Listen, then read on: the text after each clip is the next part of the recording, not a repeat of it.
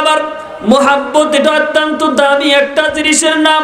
কোন একজন মানুষ বন্ধুর এরকম ভাবে কোন একজন সন্তান তার মার চেহারার দিকে মোহাব্বতের নজরে তাকাইছে, সন্তান বাবার চেহারার দিকে মোহাব্বতের নজরে তাকাইছে, আল্লাহর পয়গম্বর ডাক দেয়া বলেন, উম্মতের দল ভালো করিয়া শুনিয়া নাও, মোহাব্বতের নজরটা দিয়ে যখন কোন একজন সন্তান তার মা বাবার চেহারার দিকে তাকায়, আল্লাহ রাব্বুল আলামিন ওই সন্তানের আমলনামার ভিতরে কবুলিয়াত হদের সব আল্লাহ পাক দিয়ে দেয়। ও এলাকার যুবক ভাইরা, মুরব্বী বাবাজিরা, আপনার 2 কেজি আপেল কিনতে হবে না, মার জন্য 1000-1500 টাকা দিয়া শাড়ি কিনতে হবে না, বাবার জন্য 1000 টাকার লুঙ্গি কেনার দরকার নাই। আপনি শুধু একটু মোহাব্বতের নজরটা দিয়ে পিতামাতার চেহারার দিকে তাকায়া থাকবেন, আল্লাহ রাব্বুল আলামিন আমলনামার ভিতরে কবুলিয়াত হজের সব দিয়া দিবে। সুবহানাল্লাহ।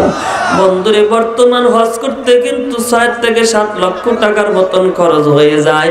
এতগুলি টাকা খরচ করে কেউ বলতে পারবে না আমার হজটা কবুল হয়েছে, বলতে পারবে? জোরে বলেন, পারবে? কেউ কিন্তু বলতে পারবে না। যেই সন্তানগুলির পিতামাতা দুনিয়ার ভিতরে বেঁচে আছে, বাবা একটাবার মোহাব্বতের নজরটা দিয়ে আপনি পিতামাতার চেহারার দিকে তাকাইছেন, আপনার নজরটা যদি ভালো হয়, আপনি গ্যারান্টি দিয়ে বলতে পারবেন আমার আমলনামায় কবুলিয়াত হজের সব আল্লাহ আমারে দিয়ে দিয়েছে। মোহাব্বত একটু জিকির করেন, লা ইলাহা ইল্লাল্লাহ, আওয়াজ দিয়ে লা ইলাহা ইল্লাল্লাহ। এই মোহাব্বতের সাথে আল্লাহ নামের জিকির করেন, লা ইলাহা ইল্লাল্লাহ, লা ইলাহা ইল্লাল্লাহ। জোর আওয়াজে লা ইলাহা ইল্লাল্লাহ। এদেশের যেতে হবে, দিতে হবে তোর পারি, এবারই তোর আসল নয় রে, কবর হবে তোর বাড়ি, লা ইলাহা ইল্লাল্লাহ। আওয়াজ দিয়ে লা ইলাহা ইল্লাল্লাহ।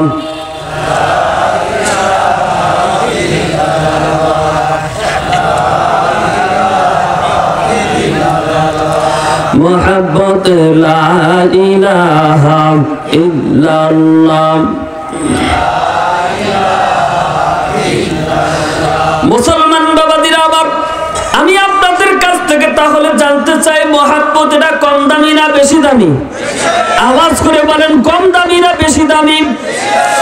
এলাকার যুবক ভাইরা, মুরব্বী বাবাজিরা, এই জায়গার ভিতরে বসেছেন, বলুন তো দেখি কার মোহাব্বত?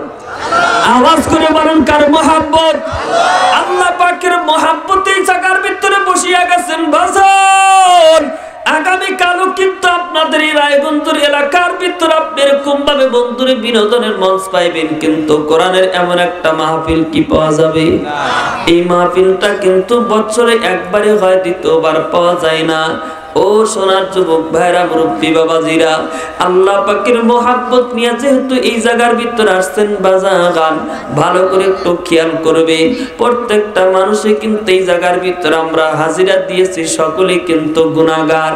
হয়তো কোনো মানুষের গুনার পরিমাণটা একটু কম, আর একজনের গুনার পরিমাণটা বেশি। আমি বক্তা হিসাবে এসেছি, আমার গুনার পরিমাণটা বেশি। আপনারা যারা শ্রোতা হিসাবে আসছেন, আপনাদের গুনার পরিমাণটা হয়তো কম, কিন্তু বাজান কম হোক আর বেশি হোক, আমিও গুনাহগার, আপনারাও কিন্তু গুনাহগার। কথা বলেন, ঠিক বললাম না ঠিক বললাম? এমন একটা জায়গা কিন্তু বান্দার গুনাহ মাফের একটা জায়গা। বান্দা যখন কোরআন শরীফের তেলাওয়াত করে, তেলাওয়াতের মাধ্যমে আল্লাহ পাক বান্দার সগীরা গুনাহগুলি মাফ করেন। বান্দা যখন নামাজের মধ্যে দাঁড়ায়া যায়, আল্লাহ পাক নামাজের মাধ্যমে বান্দার গুনাহগুলি মাফ করতে থাকে। বান্দা যখন সকাল সন্ধ্যায় সুবহান সুবহানাল্লাহ, আলহামদুলিল্লাহ তাসবিহগুলো তেলাওয়াত করতে থাকে, বান্দার গুনাহগুলি আল্লাহ পাক maaf করতে থাকে।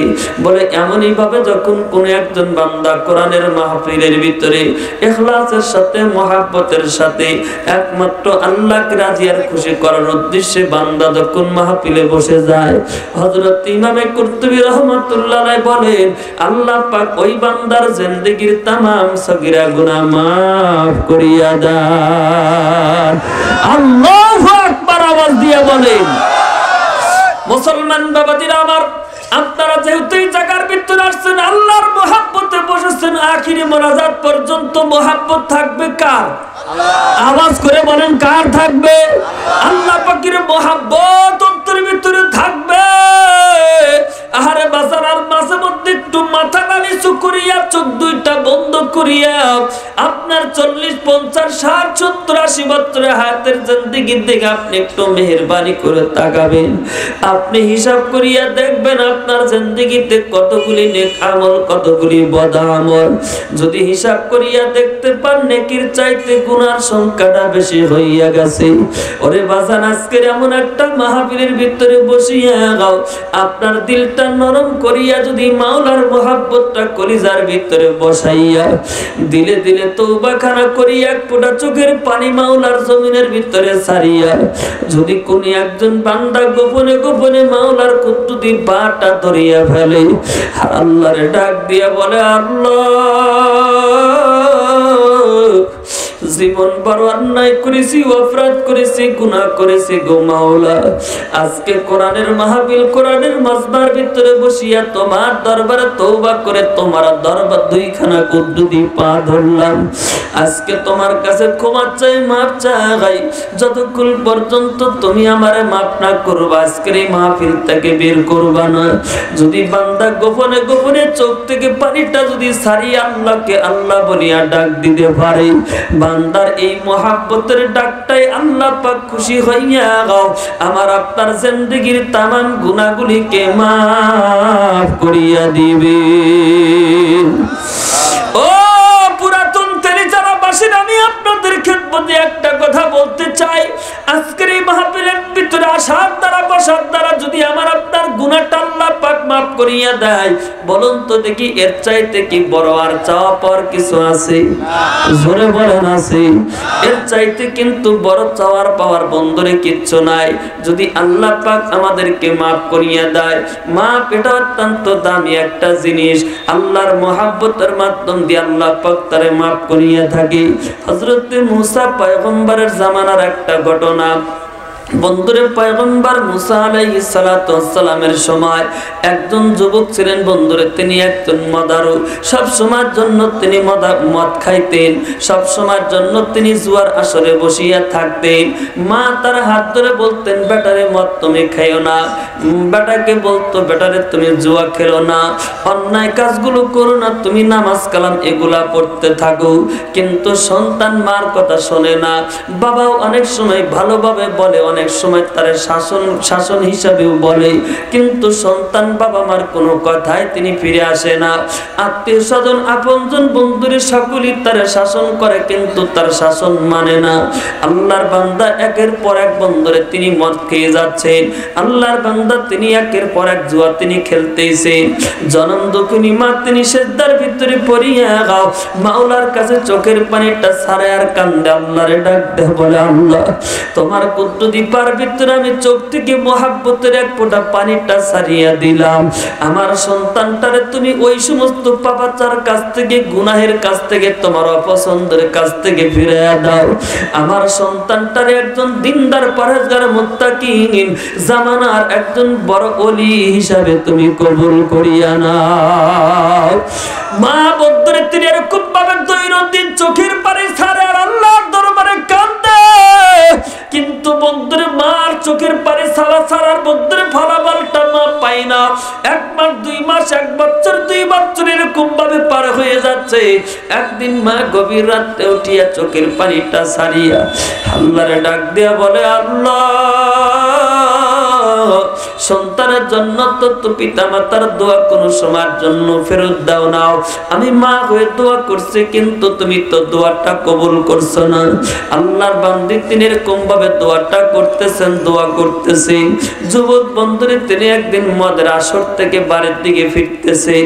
আল্লাহর বান্দা তিনি রাস্তায় চলতে গিয়ে হঠাৎ করে দেখতে পাওয়া যায় রাস্তার ভিতরে একটা বন্ধুরে কাগজ পড়ে আছে। কাগজটার ভিতরে কি লেখা তিনি সেটাও বোঝে না। জিন্দেগিতে কোনোদিন এমন লেখাটা পর্যন্ত তার নজরে পড়ে নাই। আল্লাহর বান্দার যুবক তিনি বন্ধুর কাগজটার দিকে তাকাইলেন, না বুঝে তারপরে কাগজটারে তিনি হাতের ভিতরে নিলেন। রাস্তায় চলতেছেন আর ভাবতেছেন, আমি যদিও কাগজটার ভিতরে কি লেখা বুঝি না, চিনি না, কিন্তু আমার মা একজন শিক্ষিতা মহিলা, ওনার কাছে নিয়ে দিলে অবশ্যই কাগজটার ব্যাপার বুঝতে পারবে। আল্লাহর বান্দার সন্তানটি বন্ধুরে পা পা হেঁটে হেঁটে বাড়ির মধ্যে আসলেন। মাকে ডাক দা বলতেছেন, গো মা, এই যে আমার হাতের ভিতরে একটা কাগজ কি যেন লেখা, দেখো তো তোমার আমি একটু দিলাম। আল্লাহর বান্দি বন্ধুরা হাতের ভিতরে কাগজটা নিলেন। কাগজটা লইয়া ডাক দা বলতেছেন, বেটা রে, এই কাগজটা তুই কই পাইলি? এই কাগজটা তুই কোথা থেকে আনলি? সন্তান ডাক দা বলতেছে, মা, কই পাইছি, কোথা থেকে এনেছি কথা পরে হবে, কিন্তু কাগজটাকে তুমি আমার একটু বলো। আল্লাহর বান্দি ডাক দেয়া বলতেছেন, বেটারে, এই কাগজটা হলো, এই কাগজটার ভিতরে যা লেখা আছে এই লেখাটা হলো আল্লাহর কালাম। সুবহানাল্লাহ বলে। কোরআন শরীফের কিছু অক্ষর, কিছু শব্দ, কিছু আয়াত এই কাগজটার ভিতরে লেখা। যুবক বন্ধুরে ডাক দেয়া বলতেছেন, মা, আল্লাহর কালামটা একটু দেখতে চাই, তুমি আমার হাতের ভিতরে দামি দেখবো। মা ডাক দেয়া বলতেছেন, বেটারে, না, তোমার শরীরটা না পাক, এই অবস্থায় তোমার হাতে আল্লাহর কালামকে দেওয়া যাবে না। সন্তান ডাকটা বলে, কালাম ধরতে গেলে কি করতে হবে? বলে, তোমারে গোসল করতে হবে, ওযু করতে হবে, পবিত্রতা অর্জন করতে হবে। যার শরীরটা না পাক তার এই কাগজটা ধরা যাবে না। পাক শরীরে কাগজটা ধরতে হয়, ওযু অবস্থায় কাগজটারে ধরতে হয়। যুবক বন্ধুরে চিন্তা করলেন, আহারে, আল্লাহর কালামটা এত বড় দামি, এত বড় দামি, না পাক শরীরে ধরা যায় না, পবিত্র শরীরে এই কালামটা ধরতে হবে। ডাকটা বলতেছেন, গো মা, তাহলে আমার একটু তুমি সুন্দর করে গোসল করা দাও, ওযুটা করায়া দাও, আমি পবিত্রতা অর্জন করিয়া তারপরেও কাগজটার একটু ধরতে চাই, তার একটু দেখতে চাই। ও এলাকার যুবক ভাইরা, আবার মুরব্বী বাবাজিরা, আল্লাহর বান্দি বন্ধুর সন্তানকে গোসল করায়া দিলেন। তিনি সুন্দর করে বন্ধুর ওযু কমপ্লিট করে পবিত্রতা অর্জন করিয়া যুবক তিনি কাগজটা হাতের ভিতরে নিলেন। কাগজটার ভিতরে যত নজর করে ততই কেমন যেন তার দিলটার ভিতরে শান্তি চলে আসে। আওয়াজ দিয়ে বলেন আল্লাহু আকবার। আল্লাহর বান্দা বন্ধুরে তিনি হাতের ভিতরে কাগজটা লইয়া এরকম ভাবে তিনি কাগজটা দেখতেছেন। একবার ঠোঁটের ভিতরে লাগায়, একবার কপালের ভিতরে লাগায়, আবার একবার বুকের ভিতরে লাগায়। আল্লাহর বান্দা শেষ পর্যন্ত মারে ডাক দে বলে, মা, আর আমারে শাসন করতে হবে না, না মদ খাওয়ার জন্য নিষেধ করতে হবে না। আমি আজকে কোরআন শরীফের কাগজটা হাতের ভিতরে লইয়া তোমার কাছে কথা দিলাম, তোমার কাছে ওয়াদা দিলাম, আমার জীবন আর কোনোদিন আমি মদের আসরে যাইব না, জুয়ার আসরে বসবো না। আজকের থেকে আমি আল্লাহর ঘর মসজিদে 5 ওয়াক্ত নামাজে হাজিরা দিব। আল্লাহু আকবার আওয়াজ দিয়া বলেন।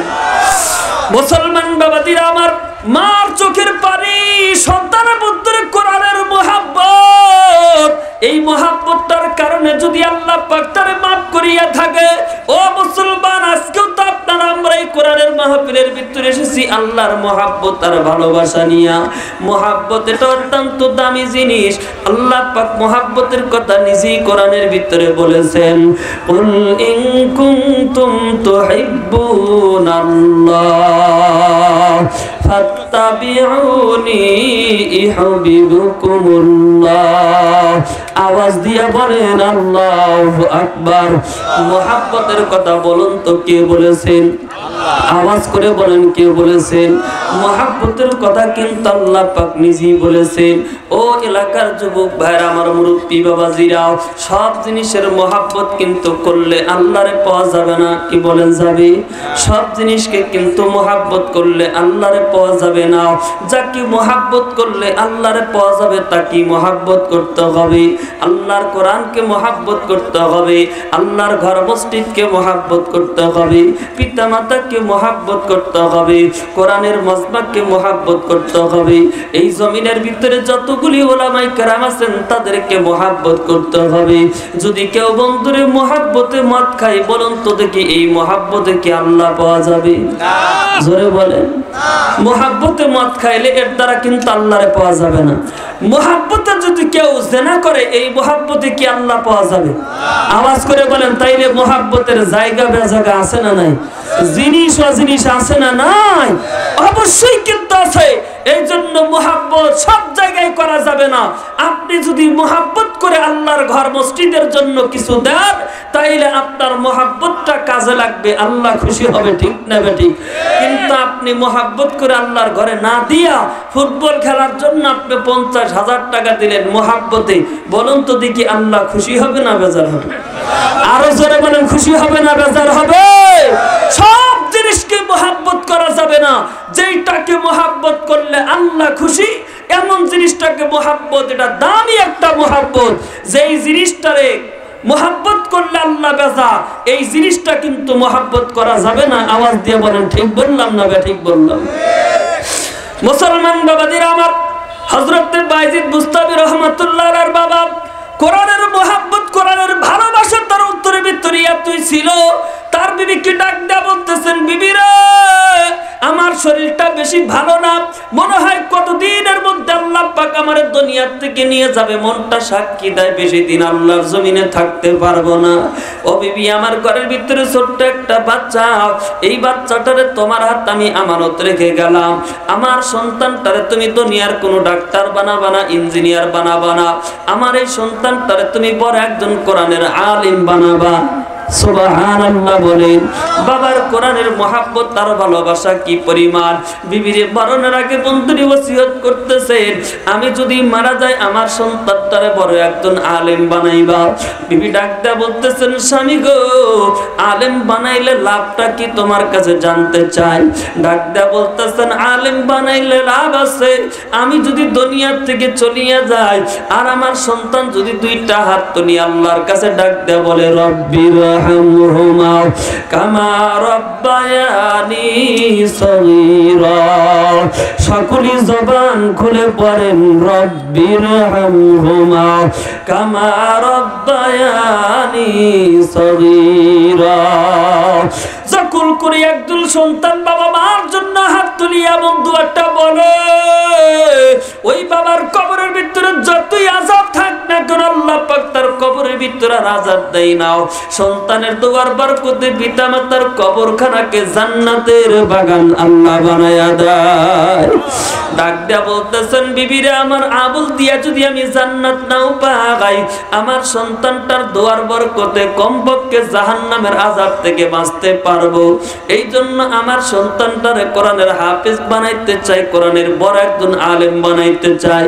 বাইজিদ বুস্তামির মা ডাক দেয়া বলতেছেন, স্বামী গো, টেনশন করতে হবে না, আমি আপনারে কথা দিয়ে দিলাম, যতদিন পর্যন্ত বেঁচে থাকবো সন্তানটারে আলেম বানানোর আমি চেষ্টা করব ইনশাআল্লাহ।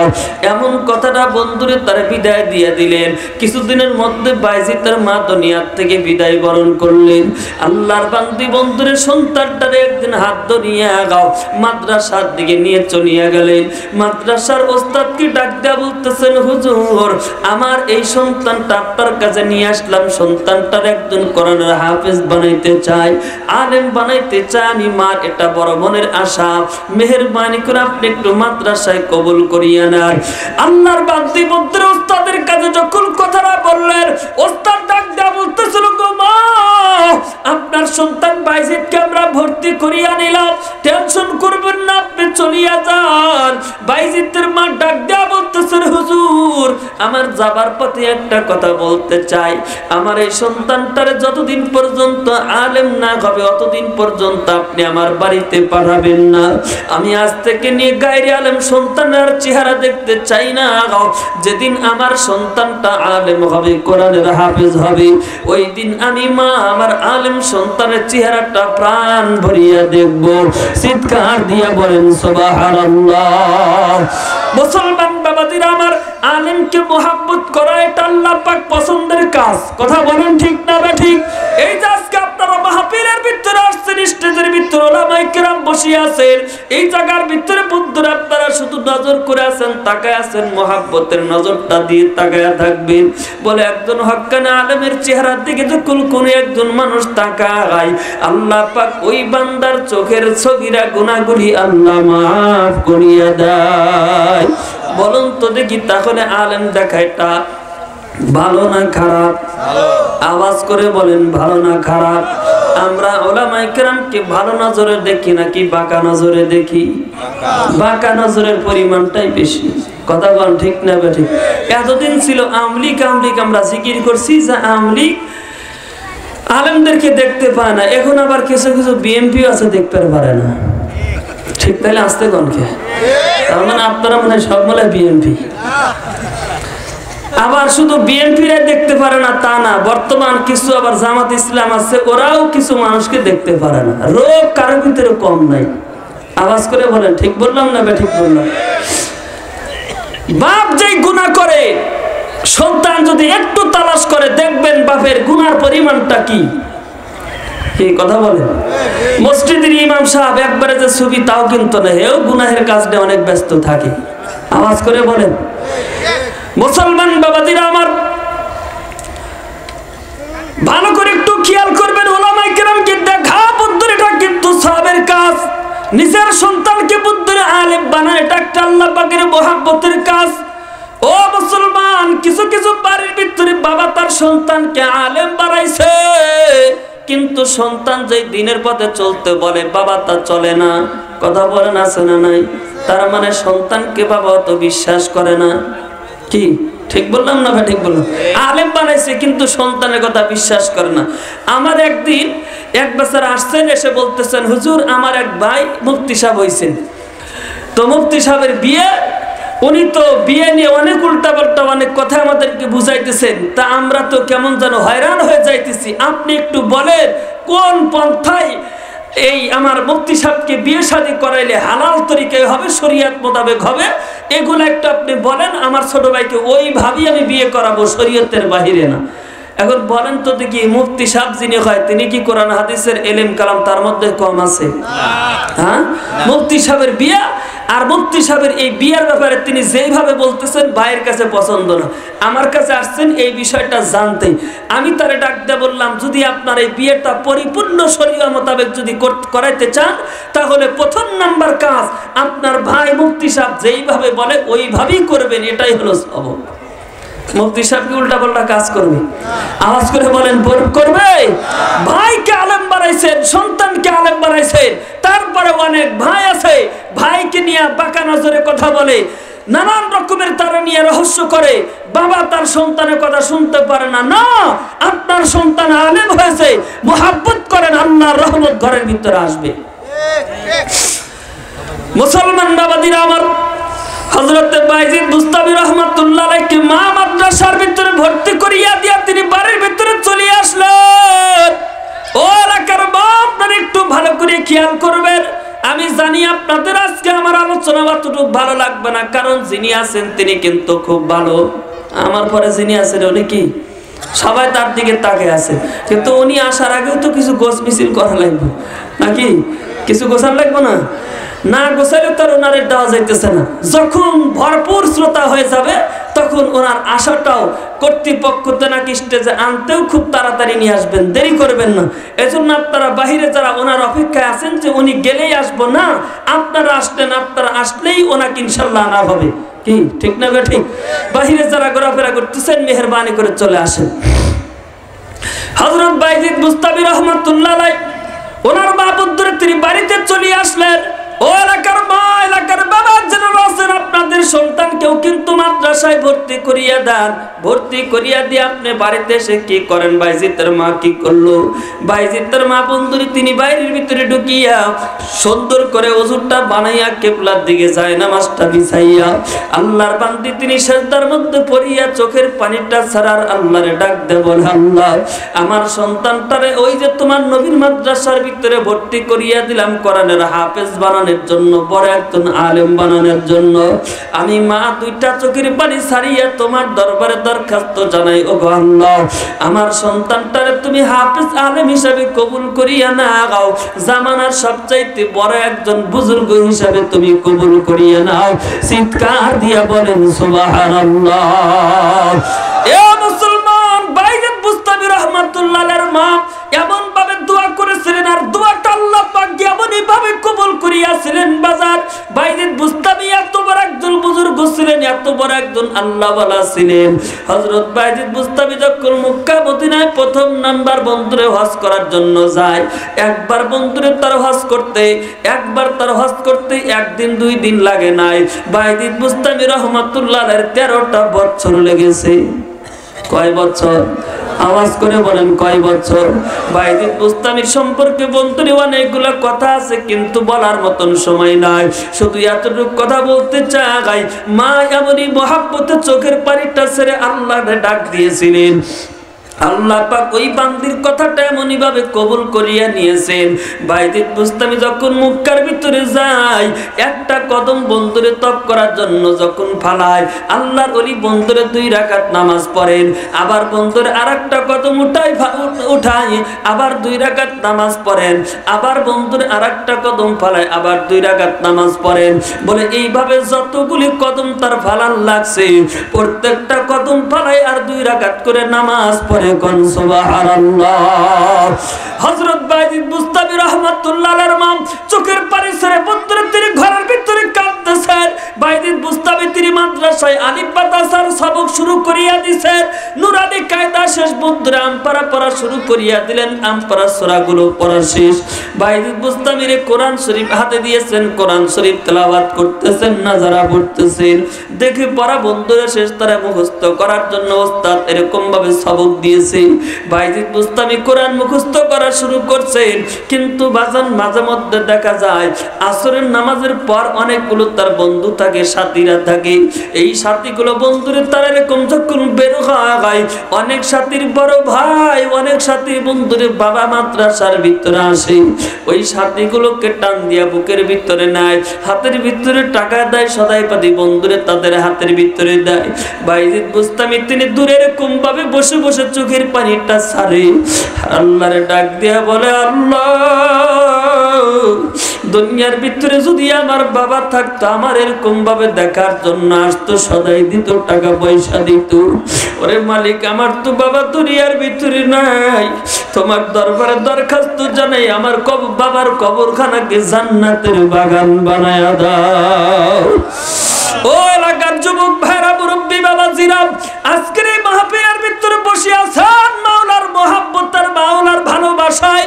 ওরে বাজার, আমি আপনাদের কাছে কিচ্ছু চাবো না, তবে একটা জিনিস চাবো, প্রত্যেকটা মানুষের চোখ থেকে বন্ধুরি 1 ফোঁটা পানি এই জমিনের ভিতরে ভালায়া দিবেন। 1 ফোঁটা চোখের পানির কিন্তু অনেক দাম, অনেক দাম। যদি কোন একজন বান্দায় মাওলার জমিনের ভিতরে 1 ফোঁটা চোখের পানি ছাড়িয়া আল্লাহর যদি একটাবার আল্লাহ বলিয়া ডাক দিতে পারেন, আমার মাওলা পাক ওই বান্দার জিন্দেগীর তামাম গুনাহগুলি মাফ করিয়া দিবে। ও পুরাতন তেলিজানার বাবাজিরা, কার মা নাই, কার বাবা নাই, আজ অন্ধকার কবর ভিতরে কত বছর আগে আপনি রেখে আসলেন। আজকের মাহফিল আপনার কাছে আমি 1 ফোঁটা চোখের পানি চাবো, মাওলার জমিনের ভিতরে 1 ফোঁটা চোখের পানি দিয়ে ওই বাবা মার কথার একটু স্মরণ করবেন।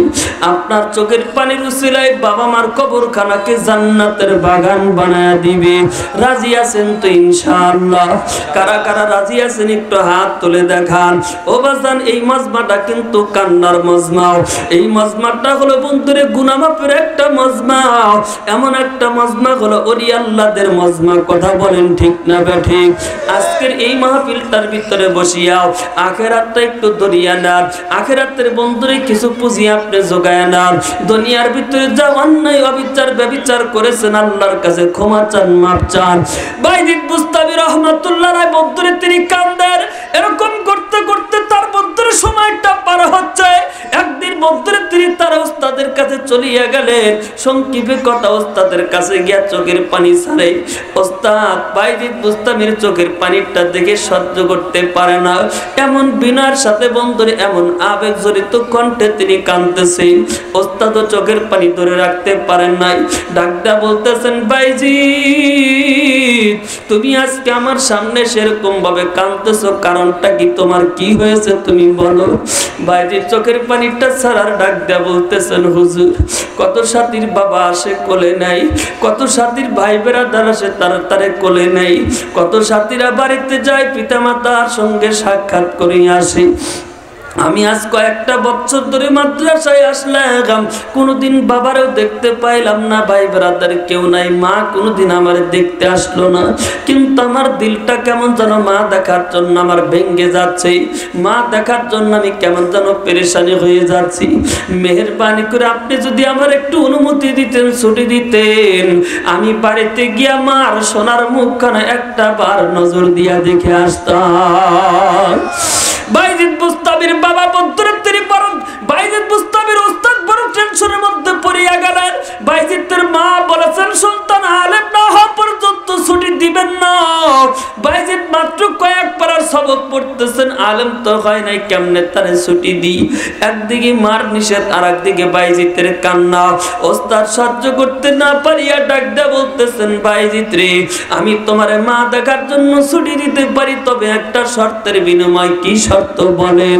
বলে একটাই মাত্র শর্ত, যেদিন তোমার কোরআন শরীফের 3 ভাগের 2 ভাগ মুখস্থ হইয়া যাবে, ওই দিন আমার যদি তুমি একটু বিনা লোকমায় 20 পারা কোরআন শরীফের তেলাওয়াতটা শোনাইতে পারো, আমি তোমাকে তোমার মা দেখার জন্য ছুটি দিয়া দিব। চিৎকার দিয়া বলেন না মারহাবা। বাইজিদ বুস্তামি চলে আসলেন, কোরআন পড়লেন, আর বাজান 20টি পারা তার মুখস্থ হয়ে গেল। ওস্তাদের কাছে গিয়া ডাক দেয়া বলতেছেন, হুজুর আমার 20 পারা মুখস্থ, মেহেরবানি করে একটু আপনি শোনেন, আমি তেলাওয়াত করতে চাই। বাইজিদ বুস্তামি বসে বসে তিনি কোরআন শরীফের তেলাওয়াত করে 20টা পারা বন্ধুরে যখন তিনি তেলাওয়াত করলেন, আল্লাহর কসম বাইজিদের 20 পারার তেলাওয়াতের ভিতরে জের জবর একটা নোক্তা পর্যন্ত ভুল যায় না।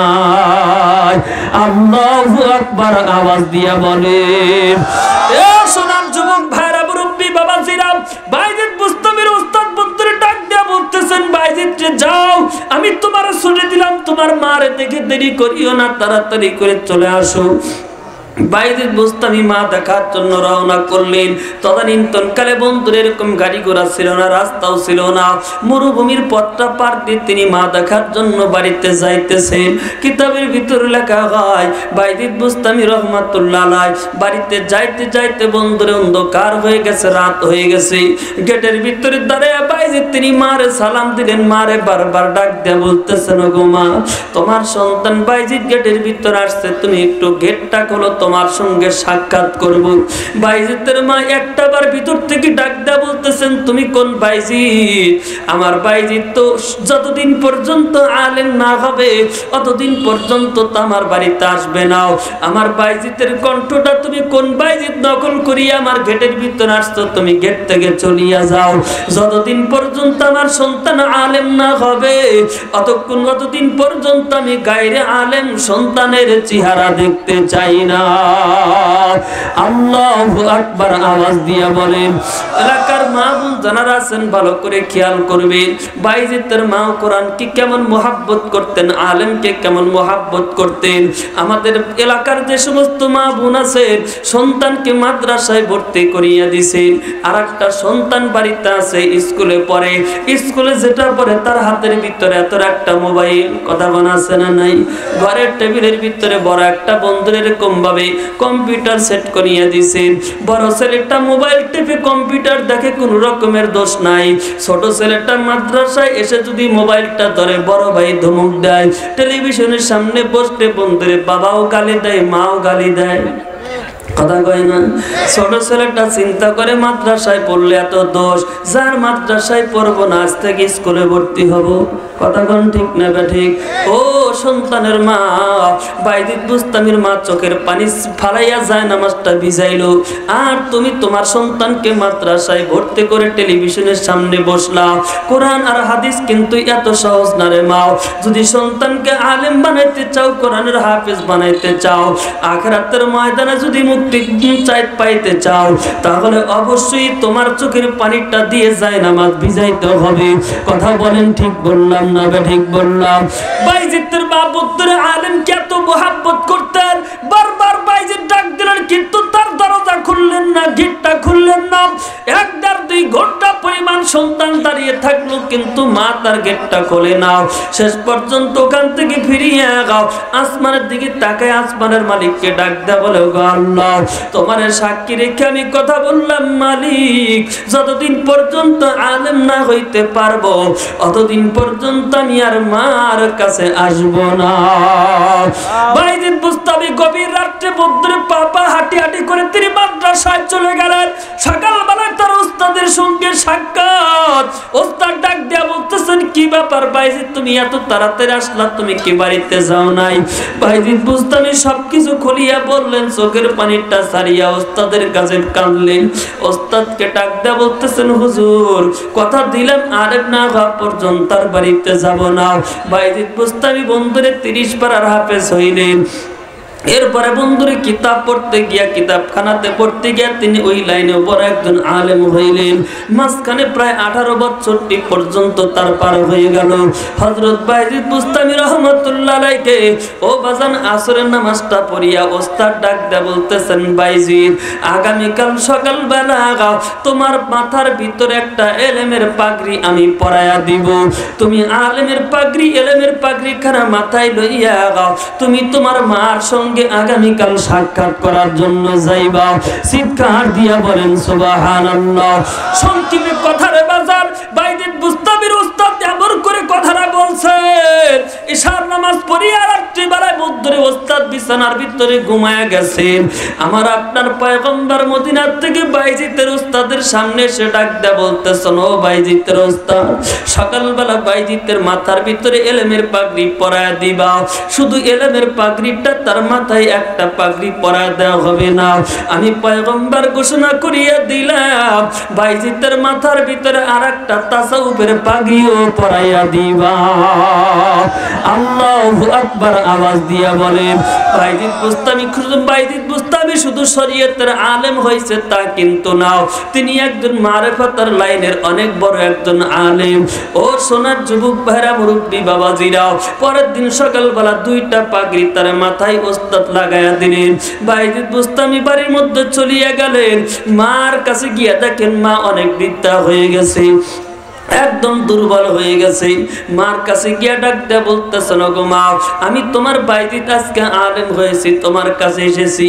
মা তারে টান দিয়া বুকের ভিতর উঠাইলেন, কপালের ভিতর একটা চুমু খাইলেন, ঠোঁটের ভিতর একটা চুমু খাইলেন। আল্লাহকে ডাক দেয়া বলতেছেন, আল্লাহ, আমার স্বামী আমার কাছে যেটা আমানত রেখে গেছিল, আল্লাহ আজকে সেই আমানতের খিয়ানত করি নাই, বড় একজন আলেম তারে বানাইছি। আল্লাহ তোমার কাছে আমি দরখাস্ত দিলাম, আমার সন্তানটারে তুমি মরণ পর্যন্ত কোরআনের খাদেম হিসাবে কবুল করিয়া নাও। চিৎকার দিয়া বলেন সুবহানাল্লাহ। বাইজিদ বুস্তামির মা ডাক দেয়া বলতেছেন, বেটা বাইজিদ রে, জীবনে কোনদিন বাবার খেদমত করতে পারিস নাই, ও বেটা জীবনে কোনদিন মার খেদমত করতে পারিস নাই, যা এক বোতল পানি নিয়ে আয়, আমি মার একটু সুন্দর করে ওযুটা করায়া দে। ও বাজান, এই জায়গার ভিতরে একটা জিনিস খেয়াল করবেন, অনেক মাদ্রাসার ছাত্রদেরকে দিয়া ওস্তাদ বন্ধুরে ওজুর পানিটা নেয়, ও ছাত্র পানি ওস্তাদের হাতের ভিতরে দেয়, ওযু করে। হ্যাঁ, কেন করে? সংক্ষেপে একটা কথা বলিয়া যায়, যখন কোন একজন ছাত্র তার ওস্তাদের হাতের ভিতরে পায়ের মধ্যে পানিটা দিয়া ওযুটা করায়া দেয়, আমার আল্লাহ রাব্বুল আলামিন ডাক দিয়ে বলেন, ওই দৃশ্যখানে আমি আল্লাহ পাক নিজ চোখে দেখি, এবং ওই মুহূর্তে ওই ছাত্রটার আমি আল্লাহ রহমতের কোলে উঠায় নেই। এমন ভাবে যদি কোনো একজন সন্তান তার পিতামাতারে গোসল করা দেয়, ওযুটা করায়া দেয়, আমি আল্লাহ পাক ওই সন্তানটার রহমতের কোলের মধ্যে উঠায় নেই। বাইজিদ বুস্তামির মা ডাক দিয়ে বলে, এক বদ্দা পানি নিয়ে আয়, আমার একটু ওযুটা করায়া দাও। বাইজিদ তিনি পানি নিয়ে আসলেন, মারে ওযুটা করায়া দিলেন। বেটার একটু জায়নামাজটা কিবলার দিকে বিছায়া দাও। সন্তান কিবলার দিকে জায়নামাজটা বিছায়া দিলেন। মা তিনি নামাজের মধ্যে দাঁড়ায় গেলেন, শুকরানা নামাজ, আমার সন্তান আলেম হয়েছেন। খুশিতে বন্ধুরে তিনি 2 রাকাত নামাজ পড়তে গিয়া যায় নামাজে দাঁড়ায় গেলেন। আল্লাহর বান্দি রুকু করলেন, সিজদার ভিতরে চলিয়া গেলেন। প্রথম নাম্বার সিজদায় গিয়া মাওলার ডাক দিয়া বলতেছেন, আল্লাহ, আমি আশা করেছিলাম, তুমি আমার আশাটা পূরণ করেছো, আমি তোমার প্রতি বড় খুশি, তোমার প্রতি বড় রাজি। দ্বিতীয় নাম্বার সিজদায় গিয়া মাওলার ডাক দিয়া বলেন, আল্লাহ, আমি তো এখন বিদ্যা হয়ে গেছে, আমার তো খেদমতের একটা মানুষের দরকার। আমার সন্তানটা যদি আমার খেদমত করে, তার কোরআনের খেদমতটার কমতি হয়ে যাবে। আমি মা তোমার কাছে দরখাস্ত জানাই, আর দুনিয়ার ভিতরে থাকতে চাই না, আমার সন্তানের কোরআনের খেদমতটা আমি নষ্ট করতে চাই না। মেহেরবানি করে তুমি আমার জানটা কবজ করিয়া নাও, দুনিয়া তার থাকতে চাই না। বাইজিদ বুস্তামির মা দ্বিতীয় নাম্বার সত্তার ভিতরে আবার করে দোয়া করেছেন, আমার আল্লাহ পাক আজরাইলকে ডাক দিয়ে বলেন, আজরাইল যাও, বাইজিদের মার দুনিয়ার ভিতরে থাকতে চায় না, আমি আল্লাহর রহমতের কোলের মধ্যে আসতে চাই। যাও, বাইজিদের মার জানটা কবজ করিয়া আমি আল্লাহর হাতের ভিতরে দিয়ে দাও। ওরে বাজান, বাইজিদের মা সিজদার ভিতরে আছে, আজরাইল আসিয়া তার জানটা কবজ করিয়া নিয়ে গেলেন। চিৎকার দিয়া বলেন সুবহানাল্লাহ। ও এলাকার যুবক ভাইরা, আমার মুরব্বী বাবাজিরাও, আমি এতক্ষণ পর্যন্ত আপনাদেরকে বুঝাইতে চেয়েছিলাম, মুহাব্বত এটা কম দামি না বেশি দামি? আওয়াজ করে বলেন, কম দামি না বেশি দামি? মুহাব্বত এটা কিন্তু অত্যন্ত দামি একটা জিনিস। আল্লাহ পাক যেই কাজকে পছন্দ করেন, এই কাজটার মুহাব্বত করলে আল্লাহ খুশি হয়। পিতা মাতাকে মুহাব্বত করলে আল্লাহ পাক খুশি হয়। কোরআনের মাহফিলের ভিতরে বন্ধুরে বসলে আমার মাওলা খুশি হয়। আপনারা এই জায়গার ভিতরে আল্লাহর মুহাব্বতে বসিয়াছেন। ওরে বাজান, যাদের মা নাই, যাদের বাবা নাই, মুহাব্বতের এই জায়গার ভিতরে বসিয়াও, পিতা মাতার জন্য এক ফোঁটা চোখের পানি ছাড়িয়াও, ওই মার জন্য দোয়া করবেন, বাবার জন্য দোয়া করবেন, রব্বিরহামহুমা কামা রব্বায়ানি সগীরা। ও মুসলমান, আখিরি মোনাজাতের ভিতরে এমন একটা দোয়া করিয়াও আপনি বাড়ির মধ্যে চলিয়া যাবেন। যদি আপনার ডাক্তার ভিতরে বন্ধুর একটু মুহাব্বত থাকে, ভালোবাসা থাকে রে বাজার, আজকের মাহফিলটার উসিলায় ওই বাবা মার কবর খানাকে জান্নাতের বাগান বানায় দিবেন। সকলেই বলেন আল্লাহুম্মা আমিন। এলাকার উলামায়ে কেরামকে মুহাব্বত করবেন, চুল পাকা দাড়ি পাকা মানুষগুলোকে মুহাব্বত করবেন, এলাকার মাদ্রাসাকে মুহাব্বত করবেন। আপনাদের এলাকার ভিতরে যতগুলি মসজিদ আছে, বলুন তো দেখি, মসজিদ কার ঘর? আওয়াজ করে বলেন, কার ঘর? আল্লাহকে যদি মুহাব্বত করতে চায়, মসজিদকে মুহাব্বত করার দরকার আছে না নাই? কারা কারা মসজিদকে মুহাব্বত করবেন একটু হাত তুলে দেখান তো। আলহামদুলিল্লাহ। আল্লাহ তোমার বান্দাদেরকে তুমি কবুল করিয়া নাও। আয় আল্লাহ, হাসরের ময়দানে তোমার ঘর মসজিদের ভিতরে উঠাইয়াও, আমাদের সকলকে জান্নাতের মেহমান বানায় দিও, কোন আমিন। ও এলাকার যুবক ভাইরা, মুরব্বী বাবাজিরা, আজকের এই আয়োজন, আজকের এই মাহফিল পুত্রে মসজিদ উন্নয়নের মাহফিল, কথা বলেন ঠিক না বে ঠিক? আমি আপনাদের এই মসজিদের পাশে পাশে গেলাম, লক্ষ্য করিয়া দেখলাম আলহামদুলিল্লাহ মসজিদটারে সৌন্দর্য করার জন্য সুন্দর করে মসজিদের যতগুলি পিলার সবগুলো পিলার আলহামদুলিল্লাহ হয়ে গেছে। এখন ছাদ করতে হবে, মসজিদের চতুর সাইডে বেড়া দিতে হবে বাজান। তারপরে মসজিদের ভিতরে তো অনেক কাজ বাজ থাকে। মসজিদ এমন একটা কাজ বাজাইছেন, অনেকগুলো কাজ বাজাইছেন, অনেক টাকা পয়সার দরকার। মসজিদকে মহাব্বত করলে আল্লাহ খুশি হয়। আল্লাহ পাক যদি বান্দার প্রতি খুশি হয়, ওই বান্দার কিন্তু জীবনে কোনোদিন অভাব হবে না। কথা বলেন ঠিক না ঠিক? আল্লাহর ঘর মসজিদকে মহাব্বত করার জন্য কোন মায়ের সন্তান আছেন, কোন বাবার সন্তান আছেন, আমার বন্ধুরে ছোট্ট দুইটা হাত আমি আপনাদের মাঝে দিয়ে দিলাম আল্লাহর ঘর মসজিদের জন্য। মেহেরবানি করিয়া কোন আল্লাহর বান্দা আছেন 5,000, 10,000, 20,000 টাকা, 500, 100, 1000, 2000 দেবার মতন যারা আছেন মেহেরবানি করে একটু দাঁড়ায় যাবেন। আল্লাহর ঘর মসজিদ বাজান, এই মসজিদ উন্নয়নের জন্য, মসজিদ সুন্দরভাবে সাজানোর জন্য মেহেরবানি করে আপনারা দাঁড়ায় যাবেন। আমি প্রাণ ভরে আপনাদের জন্য দোয়া করিয়া যাব। কর্তৃপক্ষ জেনারা তেনারা বলেছেন হুজুর আপনি কালেকশন করবেন, প্রধান মেহমান কোনো কালেকশন করবেন না, আপনাদেরকে তিনি শুধু আলোচনা শোনাবেন আপনাদেরকে। ও বাজান আমি আপনাদের কাছে অল্প কিছু সময়ের জন্য দুইটা হাত বাড়াইয়া দিলাম। আল্লাহর ঘর